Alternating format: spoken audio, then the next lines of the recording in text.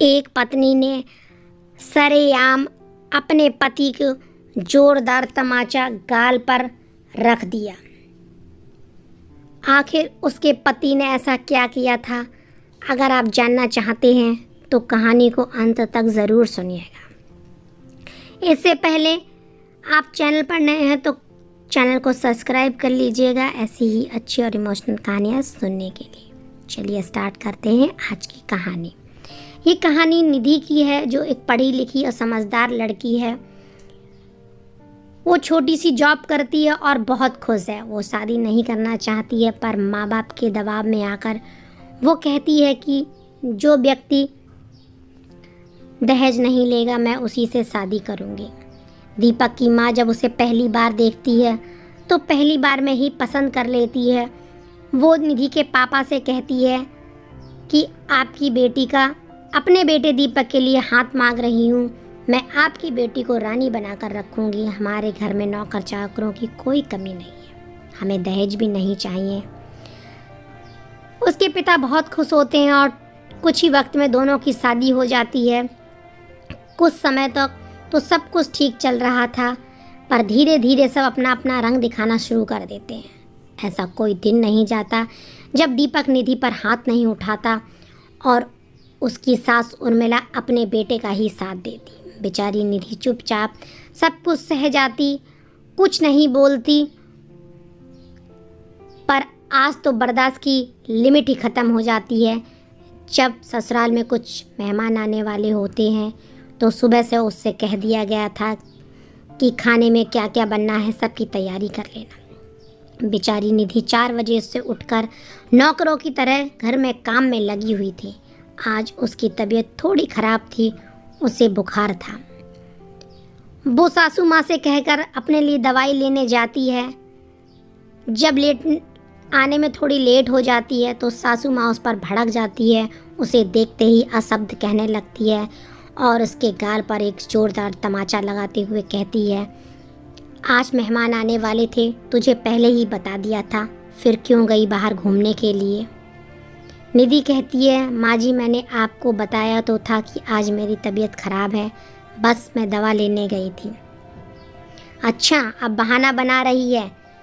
कोई महारानी है जो सारा काम हम लोग नौकरों की तरह देखेंगे? बहाना बनाने में तो तू बहुत एक्सपर्ट हो गई है। तभी वहाँ पर दीपक आ जाता और कहता है, माँ आप किससे कह रही हो? ये तो बहुत ही ठीठ है। ये लातों के भूत हैं, बातों से इन्हें बात समझ में नहीं आती है। दीपक भी अपनी माँ की तरह सुर में मिलाते हुए उसे उल्टा सीधा कहने लगता है।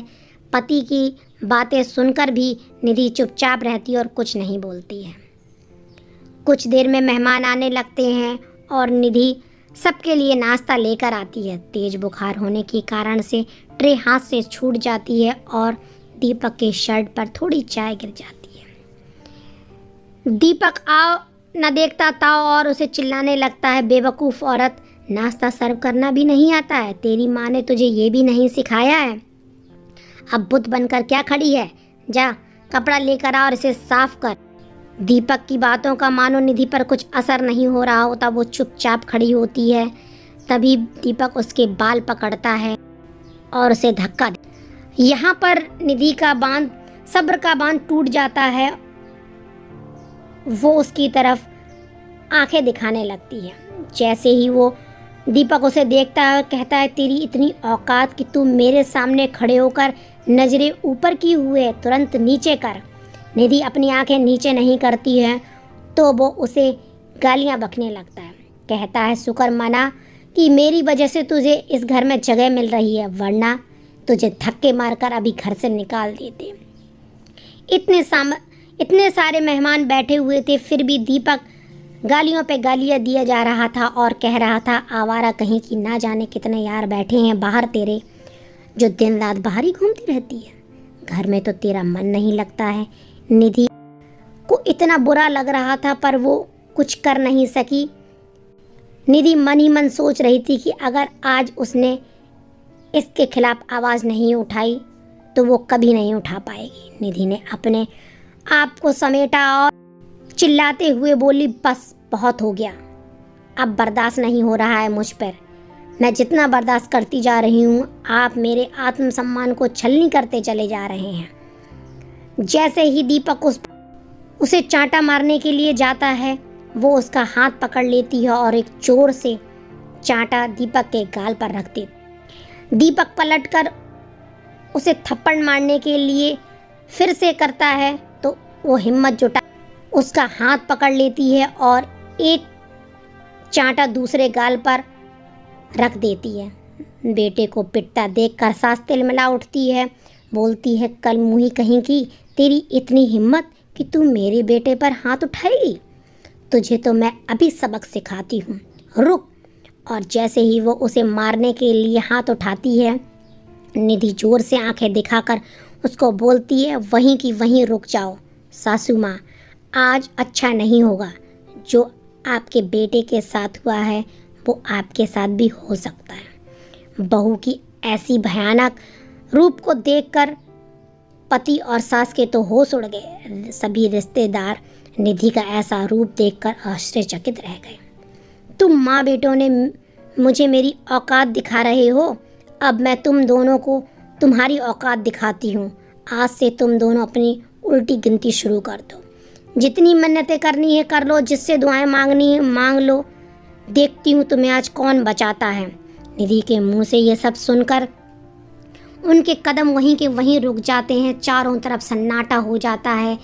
दीपक अपनी नजरें नीचे कर लेता है। वो समझ चुका था कि आज निधि को कोई नहीं रोक सकता है। निधि कहती है, एक और शब्द नहीं मिस्टर दीपक सिंह, बहुत हो चुका है। अब मैं तुमसे दबने वाली नहीं हूँ। तुम खुद को बहुत महान समझ रहे हो, लेकिन यही तुम्हारी सबसे बड़ी भूल है। और क्या कहा तुमने? मैं आवारा हूँ। अब तुम इस आवारा औरत का असली रूप देखोगे। अब मैं तुम दोनों माँ बेटे को जेल की चक्की ना पिसवाऊँ तो मेरा नाम निधि नहीं। मैं भी अपने बाप की बेटी नहीं हूँ। इतना बोलकर निधि ने अपने चचेरे भाई को फ़ोन लगाया, जो अभी अभी उसी शहर में के थाने में इंचार्ज बनकर आया था।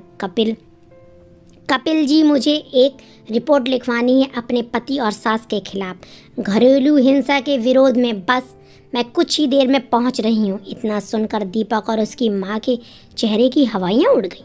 सभी मेहमान हक्के बक्के रह गए।